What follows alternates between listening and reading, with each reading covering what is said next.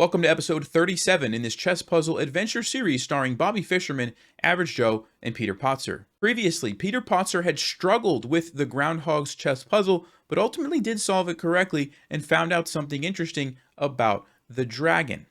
Today, they continued their journey south, but not long after they had set out, they saw an interesting looking man on the side of the road.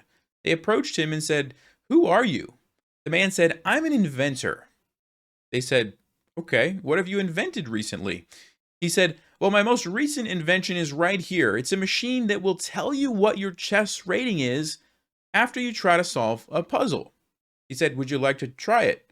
Peter Potzer actually was very interested in that because after the last puzzle, he was starting to feel like something was going on. He said, "I would love to give it a try." The inventor said, "Very good, here you go. Here is the puzzle." And with that, the machine presented the following position to Peter Potzer. All right, here's the position. It's white to play and win. Of course, white's pawns are going forward. Black's pawns are going down the board in this direction. Before I say anything else, what do you think the winning move is for white? Well, if you had a chance to look at that, the only move here for white is king to f2. And the reason is you need to make your king, you need to move your king towards these pawns as quickly as possible. Because if you don't, black's king is going to kind of cut you off. So for example, if you decided to make a pawn move, let's just say, instead, well, black's king is going to play king g3, and notice now your king is stuck on the back of the first rank, and all you could really do is move sideways, and black's king is going to be in a much better position than your king. You're going to have no chances to win the game like that. But on king to f2, you're essentially threatening to go win these pawns before black's king has a chance to do anything. So for example, if black wastes a move with a pawn move, then you just simply come over and your king is going to get there first and start gobbling up the pawns before black can do anything. So you essentially get this race, which looks like this: king to f2, black plays king to g4, king to e3, king to f5, and you just keep going along these diagonals and let's see who is going to get there first. So white does make it to b6 and attacks the pawn, but black is just in time to go to c8 and defend. So here's another interesting moment in the position. White to play and win. What's the winning move for white now? Well, if you had a chance to look at that, the move is king to a7.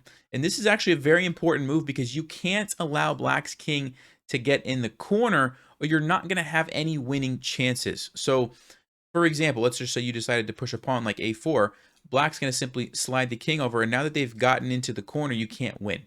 And the reason has to do with there's always going to be a stalemate idea. So like, for example, let's just say you push, the king goes here. Let's just say I don't know, maybe you come over here and black goes here and you push. Even if you could somehow, like, let's just say, push this pawn up, it's still not going to be a win for you because you can't ever do a move like this or it's stalemate. So if the king ever makes it in the corner, you have no winning chances, is what I'm trying to say. Okay, so that's why, going all the way back here, king to a7 is a critical move, cutting off black's king from getting into the corner. Okay, that's the first step, but it's not over yet. So black's going to play king to c7 and just kind of wait. Of course, they don't want to, push this forward because they would simply lose their pawns. So king to c7. And now it's white to play and win, but there's only one winning move. What's the winning move for white? Well, if you had a chance to look at that, the move is b4. And this is the start of trying to set up a Zugzwang. Now, Zugzwang is when black would be forced to make a move that they don't want to make. That's ultimately a bad move. Okay, and this is very common in king and pawn endgames. A lot of times it's the only way to win. You have to set up some sort of Zugzwang. That's exactly what we're doing here. So let's just look at some of the other options first, and you'll see what the problem is. If you try something like a4, black's going to simply play a5, and you could play b3, black's going to play b6, you could come up here, black's going to come up here. You don't really have anything else to do. Basically, you just have to go back and forth, and it's just a draw. Okay, there's no way to make progress. So that's why a move like a4 doesn't work. b4, however, is more tricky because now, like b5, let's just say, trying to stop you from playing a4, well, that doesn't work because you would simply gobble up this pawn, right? So black is kind of limited in what they can do. King to c6 is the move. Now, they could also try this tricky idea of a5, sacrificing a pawn, but white still wins. How can white win? Well, if you had a chance to look at that, the only move to win here is b5, actually not accepting the pawn and pushing by. And it's the same idea. You're going for a Zugzwang. So after this push, you would go check. And a3 puts black into Zugzwang, where they have to move away from the defense of this pawn. If they could just pass, they would be fine. But you can't pass in chess. You have to make a move. It doesn't matter where the king moves. White's going to simply gobble up the pawn and now win. So that's kind of the idea. And by the way, if you're wondering, if you did take this pawn, black would simply play king to c6, and you can't ever really make progress. Black's just going to go back and forth, and yes, you can push. They're just going to trade, and once they get their king to like b8 into the corner, like I mentioned, you can't ever win. Okay, when it's a flank pawn like this, you can't win. All right, so that's just if they were trying to get tricky with a5. But the main line here is king to c6. So white to play and win, what should you play now? You had a chance to look at that. The move is a4. And again, we're just kind of slowly pushing these forward to eventually get into that zugzwang position that I talked about where black has to make a bad move. All right, so black plays king to c7. Of course, if they tried b5, you would simply play a5. Lock up the pawns. Now this is an easy target for you, and you're going to win. Okay. So black plays king to c7. White to play and win. What's the move here? If you had a chance to look at that, the move is b5. And again, continuing to push forward, trying to get that zugzwang position. Now, black has a couple of options here. The main one is that they just capture. If they try to, let's just say, push by, you would simply, well, actually, I'll let you guys pause. How do you win here? Got a chance to look at that. The move to win here is actually king to a8. And this is a tricky one because you might have been tempted to say push the pawn with check to create that zugzwang position, right? The problem here is that now black is the one who puts us in zugzwang, because now it's our turn. We have to leave the defense of our pawn, and then black's actually going to win this game now. Okay, so that was very tricky. So you say, well, how does king to a8 help? Well, watch what happens carefully here. Let's look at black's options. If they play pawn to b6, now we come back, and guess what? It's zugzwang again. Black has to move and can't save the pawn. Okay, so they can't play b6. If they play king here, we're going to slide over, cuts off the retreat, so they have to come up, and guess what? Take the pawn. Okay, and the only other move here that black would play would be something like, I guess, king here. And now again, we have b6, which is another way to get zugzwang where they have to move and we get the pawn. Okay, so very, very tricky position there, and you do have to be super careful. However, the main line, again, is that black simply takes. Okay, so they take, we capture, they play b6, and how do we win from here? You had a chance to look at that. This one's pretty straightforward. We play king to a6. And again, it's the same thing. It's a zugzwang where black has to give up the pawn. Now, when black gives up the pawn, they have two ways to do it. They can go back to c8 or they can go back to b8. So let's start with b8. And when we capture, after they move, let's just say here, how would we win? If you had a chance to look at that, this one is pretty straightforward. We play king to c7. And when they come up, we just escort our pawn all the way. So check, check.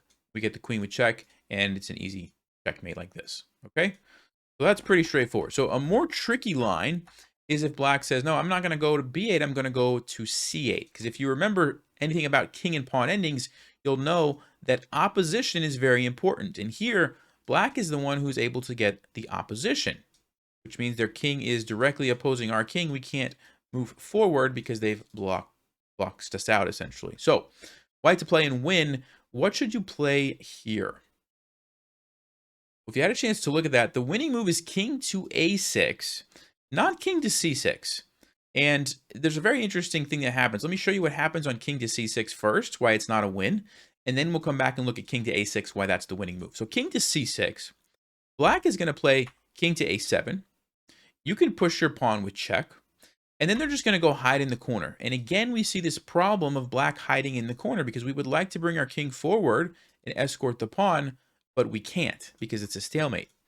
So the only other thing to do would be to go check. Then black simply jumps here. And the only way to save our pawn is to go here. But again, we get a stalemate. Okay, and you could see how the black king kind of hiding in the corner set this up. Okay, so going back to this position when we had to make a decision of which way to go, instead of going this way, we can go to a6. And now watch what happens. Now it's a different story. Because after the king goes here, we play b6. King goes here, we play b7. And look carefully here. The king is forced out of the corner over here. And that's when our king can come up. We have no problems with stalemate because the king has plenty of places to go to. And we simply push the pawn and get a queen. And we win the game. So very, very tricky king and pawn ending. You know, it might not have seemed like that, but there was a lot going on in that position. Well, I have to tell you guys, when Peter Potzer was looking at this, he saw most of it right up until this moment in the puzzle. Instead of king c6 on a5, Peter Potzer got confused and captured the pawn, and he did not solve it correctly. The inventor punched in the numbers into his machine, and he said, okay, let's give it a moment to calibrate. And the invention said Peter Potzer's rating was 1950. Peter Potzer and Average Joe looked at each other, and it kind of confirmed what they had been worried about. But Peter Potzer's magic berries were wearing off, and his rating was going down from 3,500. And as you know, Puzzle Island is a very dangerous place to be with a low chess rating. That's where we'll pick up our story next time. Thank you guys for watching, and happy adventures on the chessboard.